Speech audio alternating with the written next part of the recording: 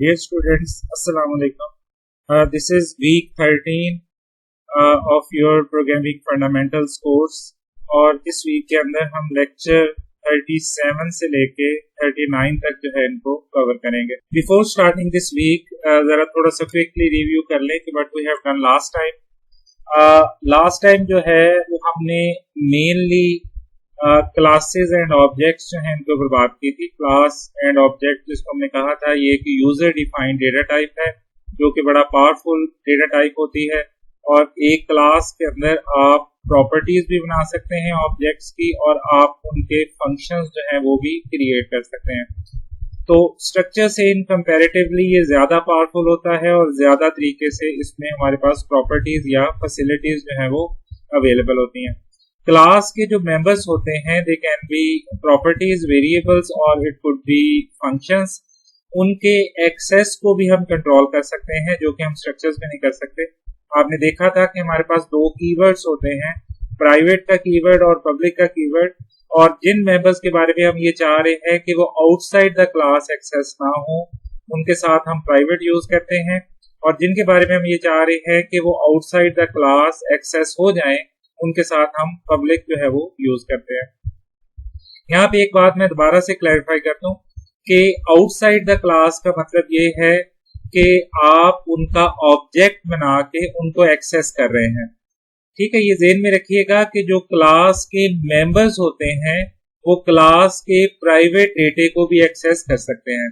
जैसे अगर आपने क्लास के अंदर कुछ वेरिएबल प्राइवेट बनाए हैं और क्लास के अंदर एक फंक्शन लिखा हुआ है तो क्लास का फंक्शन जो कि उसी क्लास का मेंबर है वो उस क्लास के प्राइवेट डेटे को एक्सेस कर सकता है. ये जो हम बात कर रहे हैं पब्लिक एंड प्राइवेट की, ये आउटसाइड द क्लास जो है वो डिस्कशन है, या ये डिस्कशन वहां पे दरपेश होती है जहां पे आप क्लास का ऑब्जेक्ट बनाएं और ऑब्जेक्ट के साथ उसके मेंबर्स जो हैं उनको एक्सेस करें. फॉर एग्जांपल, आपने एक क्लास थी स्टूडेंट की, लेट्स से ये कहीं पे क्रिएटेड थी और आपने इस क्लास का एक ऑब्जेक्ट बना दिया एक्स नाम का. Name of the class is student, आपने उसका नेम यूज किया. ओके, और उसके बाद आपने उसका एक एक्स नाम का ऑब्जेक्ट जो है वो क्रिएट कर दिया. अब एक्स के साथ आप क्लास के उन्हीं मेंबर्स को एक्सेस कर सकते हैं, वेदर इट इज प्रॉपर्टी और इट इज ए फंक्शन जो कि पब्लिक है. ओके, ना तो आप क्लास के उस मेंबर को एक्सेस कर सकते हैं जो प्राइवेट है, it could be a property और it could be a functionality. तो याद रखें, आप क्लास के सिर्फ उन्हीं मेंबर्स को एक्सेस कर सकते हैं आउटसाइड द क्लास जो कि पब्लिक होते हैं. लेकिन ये रूल जो है ये मेंबर्स का एक दूसरे के लिए नहीं है. क्लास का मेंबर अगर एक फंक्शन है इनपुट नेम का तो वो क्लास के प्राइवेट डेटे को एक्सेस कर सकता है.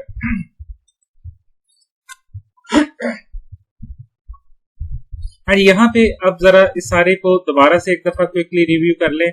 यहाँ पे आप देख रहे हैं कि हमने एक क्लास क्रिएट की है स्टूडेंट नाम की, जिसका प्रीवियस स्लाइड में जिक्र भी हो रहा था.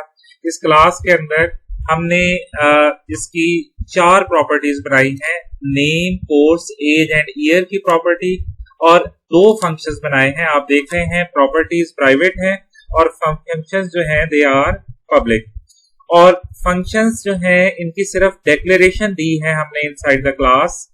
इनकी जो प्रोटोटाइप है वो आप, इनका जो डेफिनेशन है वो आपको क्लास से बाहर जो है वो नजर आ रही है. ये करेक्ट कर लीजिएगा, यहाँ पे सेमीकोलन होना चाहिए क्योंकि हमने इनपुट और आउटपुट दोनों जो हैं वो क्लास से बाहर लिखे हुए हैं. आप जानते हैं कि क्लास से बाहर अगर आपने फंक्शन लिखना है तो उसके लिए हम स्कोप रेजोल्यूशन ऑपरेटर जो है वो यूज करते हैं. तो यहाँ पे हमने स्कोप रेजोल्यूशन ऑपरेटर के साथ क्लास के दोनों फंक्शंस को आउटसाइड द क्लास जो है वो लिखा हुआ है. इनपुट का फंक्शन जो है वो इनपुट करवा रहा है और आउटपुट का फंक्शन जो है वो क्लास की प्रॉपर्टीज को आउटपुट करवा रहा है. अब जब आप क्लास का स्ट्रक्चर बना लेते हैं तो फिर हमने ये बात की थी कि आप उसके ऑब्जेक्ट्स बना सकते हैं, उसके पॉइंटर्स बना सकते हैं, just like the built in variables. यहाँ पे हमने उसके 2 पॉइंटर्स बनाए हैं, आप उसकी एरे बना सकते हैं. तो ये तीनों काम आप कर सकते हैं. आप उसके सिंपल ऑब्जेक्ट्स बना सकते हैं, आप उसके पॉइंटर्स टू द क्लास बना सकते हैं, और आप एरे ऑफ ऑब्जेक्ट्स भी बना सकते हैं। जिस तरीके से आप ऑर्डिनरी वेरिएबल के साथ ट्रीटमेंट कर सकते हैं, उसी तरीके से आप अपने बनाए हुए जो डेटा टाइप्स हैं उनके साथ भी सेम ट्रीटमेंट जो है वो कर सकते हैं। आपने क्लास के पब्लिक मेंबर को एक्सेस किया, इनपुट को ए के साथ, ऑब्जेक्ट ए के साथ, और फिर आउटपुट को यूज करके उसकी प्रॉपर्टीज या डेटा जो है इसको आपने आउटपुट करवा दिया।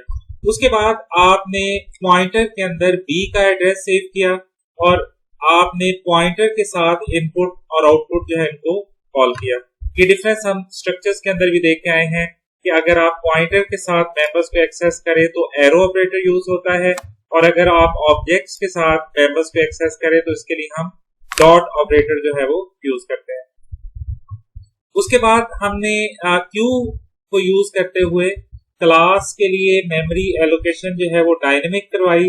न्यू के साथ आप देख रहे हैं Q is equal to new student हमने लिखा, और फिर हमने क्यू के साथ क्लास के इनपुट और आउटपुट फंक्शन जो है इनको कॉल किया।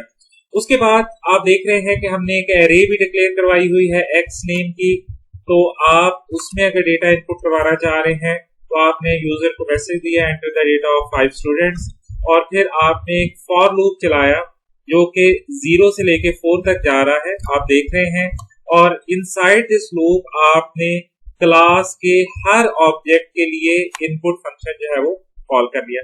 क्योंकि ये एक एरे ऑफ ऑब्जेक्ट है तो याद रखें इसमें जो ऑब्जेक्ट्स होंगे उनकी इंडेक्सिंग वैसे ही होगी जैसे एरे की इंडेक्सिंग होती है। जैसे कि पहला ऑब्जेक्ट होगा x0 पे, और फिर दूसरा ऑब्जेक्ट होगा x1 के ऊपर, ओके, और फिर बाकी ऑब्जेक्ट्स होंगे इसी तरीके से। और क्लास का आखिरी ऑब्जेक्ट जो है उसका नेम होगा x4। तो इस लूप के साथ हमने क्लास के सारे ऑब्जेक्ट्स के लिए 1 by 1 इनपुट के फंक्शन को कॉल करके स्टूडेंट्स का डेटा जो है इसको इनपुट करवा दिया by using A for loop. और फिर उसको डिस्प्ले करने के लिए हमने दोबारा फॉर लूप लिखा और आउटपुट के फंक्शन को कॉल करके हमने जिन स्टूडेंट्स का डेटा इनपुट करवाया था उन स्टूडेंट्स के डेटे को फिर हमने आउटपुट करवा दिया। ओके जी, तो ये कुछ समरी है उस सारी डिस्कशन की जो हमने लास्ट टाइम परफॉर्म की थी क्लासेस एंड ऑब्जेक्ट्स के बारे में। लास्ट टाइम हमने ये भी डिस्कस किया कि क्लास के अंदर एक बहुत ही इंपॉर्टेंट फंक्शन होता है जिसका नाम कंस्ट्रक्टर होता है। कंस्ट्रक्टर जो है it has the same name as the class name. तो constructors of the class is a function, basically it is a function which has the same name as the class name. तो constructor जो हैं ये भी एक तरह से function ही होते हैं, फर्क सिर्फ ये होता है कि इनका नेम और क्लास का नेम सेम होता है और ये किसी खास मकसद के लिए डिफाइंड होते हैं। तो मकसद के ऊपर भी हमने लास्ट टाइम बात की थी कि कंस्ट्रक्टर्स का मकसद क्या होता है।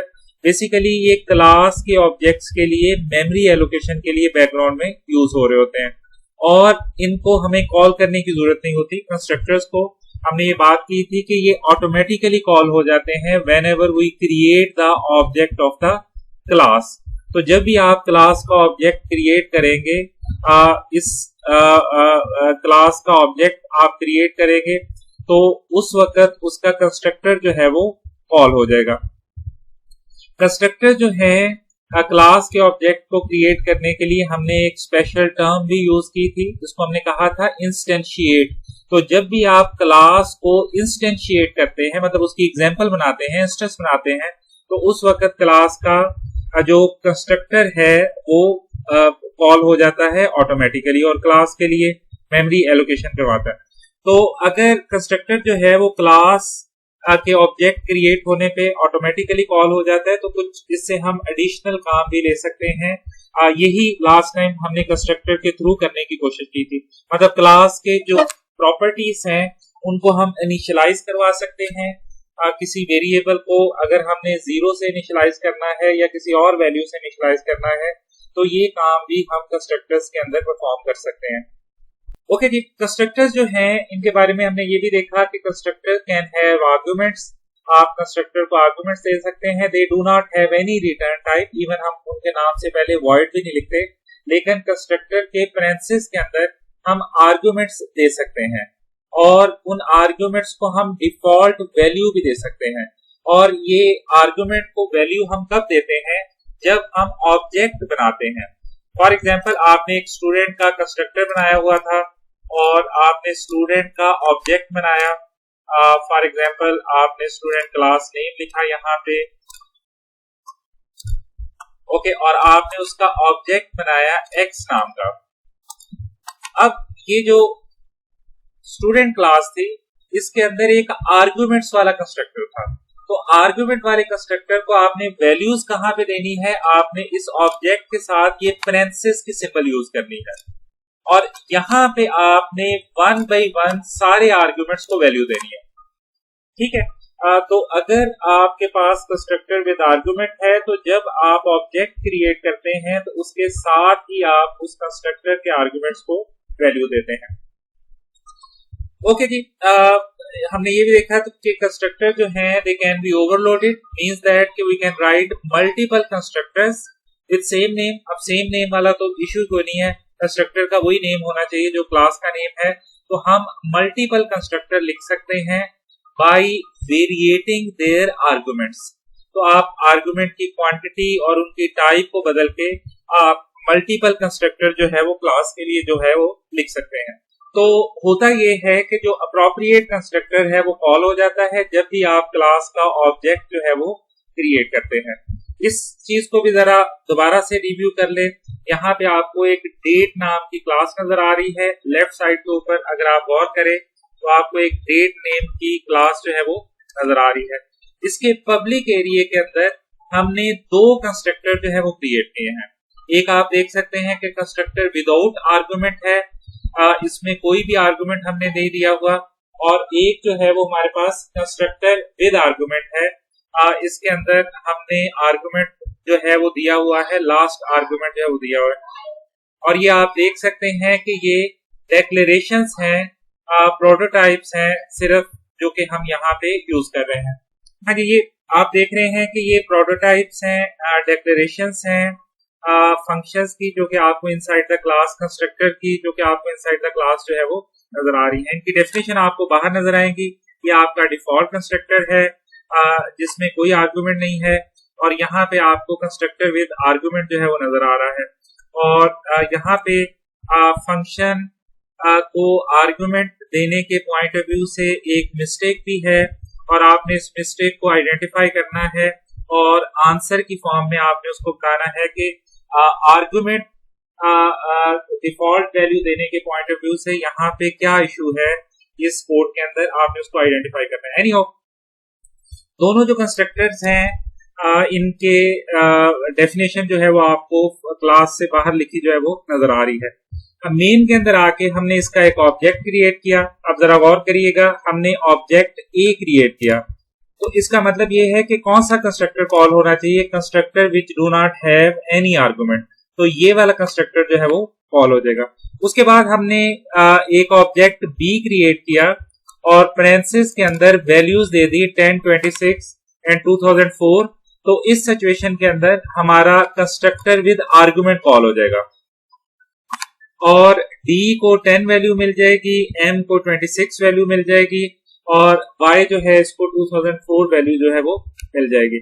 उसके बाद आप देखिएगा कि हमने 2 आर्गुमेंट के साथ कंस्ट्रक्टर कॉल किया, जो चूंकि ये कंस्ट्रक्टर इसके लास्ट आर्गुमेंट जो है इसको डिफॉल्ट वैल्यू दी गई है, तो इसलिए अगेन ये दूसरे वाला कंस्ट्रक्टर जो है वो कॉल होगा। तो जो बात प्रीवियस स्लाइड में भी लिखी हुई थी कि जब आपने मल्टीपल कंस्ट्रक्टर लिखे होते हैं क्लास के अंदर, तो जो अप्रोप्रिएट कंस्ट्रक्टर है वो कॉल हो जाता है जब आप क्लास का ऑब्जेक्ट जो है वो क्रिएट करते हैं या उसको इंस्टेंशिएट करते हैं। ओके जी, तो ये एक तरह से समरी थी उस सारी डिस्कशन की जो कि हमने लास्ट टाइम जो है वो परफॉर्म की थी। अब हम थोड़ा आगे मूव कर रहे हैं और हम क्लास के अंदर एक और फंक्शन जो है इसको डिस्कस करने जा रहे हैं, जिसको हम डिस्ट्रक्टर कहते हैं। Just like the constructor, destructors also have the same name as the class name. और डिस्ट्रक्टर जो है ये क्लास के अंदर खास मकसद के लिए होते हैं और इनका मकसद ये होता है ये क्लास के ऑब्जेक्ट से मेमोरी डी एलोकेट करवाते हैं। तो जहां पे कंस्ट्रक्टर का मकसद होता है कि वो मेमोरी एलोकेट करता है बैकग्राउंड के ऊपर, तो डिस्ट्रक्टर का ये मकसद होता है कि वो इस मेमोरी को रिलीज करवाता है, डी एलोकेट करवाता है। तो आप क्लास के लिए C++ में कंस्ट्रक्टर्स भी लिख सकते हैं और डिस्ट्रक्टर भी लिख सकते हैं। तो डिस्ट्रक्टर को लिखने के लिए आप उसके नाम से पहले ये सिंबल यूज करते हैं। इस सिंबल को हम टिल्डा सिंबल कहते हैं और ये शिफ्ट के साथ आप इसको लिखते हैं और ये जहां पे आपका ये जो डिजिट्स होती हैं 1 2 3, तो 1 की लेफ्ट साइड के ऊपर ये सिंबल जो है वो अवेलेबल होती है। तो a destructor is called when the object of the class is destroyed, and when it is destroyed, object is destroyed when the program execution leaves the scope in which that object is created. ये scope की term आप built in variable के लिए देख के आए हैं। Scope जो है इसको हमने देखा था वहां पे, और वी हैव सीन के 3 तरह के स्कोप होते हैं। एक लोकल स्कोप होता है, ओके, जो कि किसी ब्लॉक लेवल का होता है, और इस तरह से हमारे पास एक और स्कोप होता है जिसको हम फंक्शन लेवल स्कोप कहते हैं।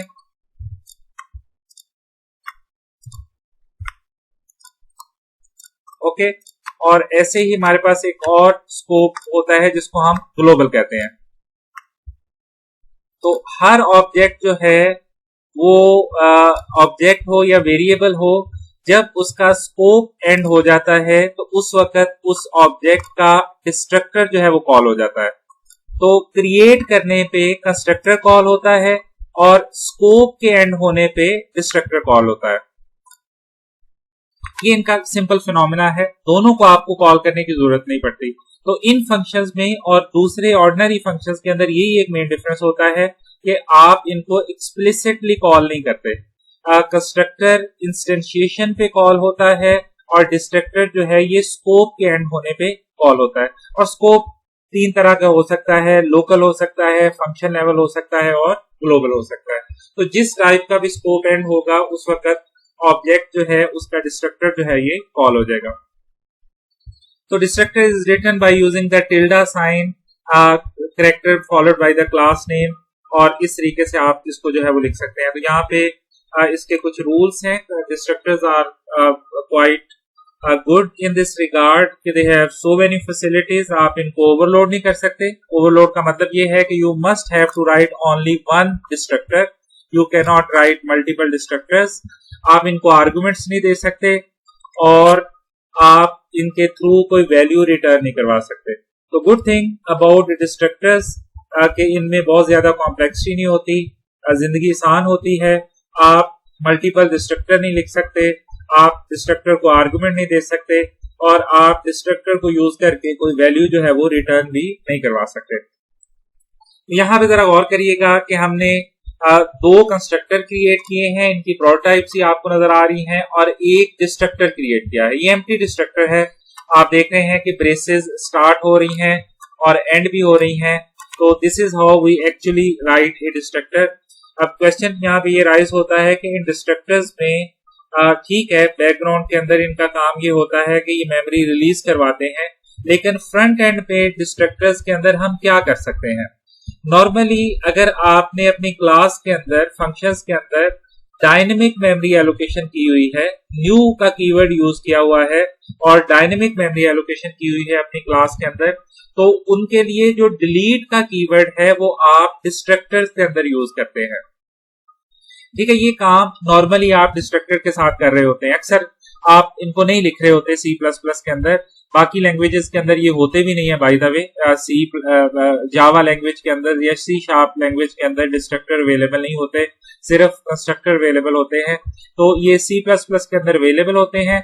तो मोस्टली जो काम हम इनके थ्रू कर रहे होते हैं वो यही हो रहा होता है कि हमने अगर अपने प्रोग्राम में कहीं पे न्यू किया हुआ है कोड को, तो उसका डिलीट वाला पोर्शन जो है वो हम डिस्ट्रक्टर के अंदर जो है वो लिख रहे होते हैं। एनीहाउ, ये एग्जांपल देख लें जरा इस सारे कॉन्सेप्ट को अंडरस्टैंड करने के लिए।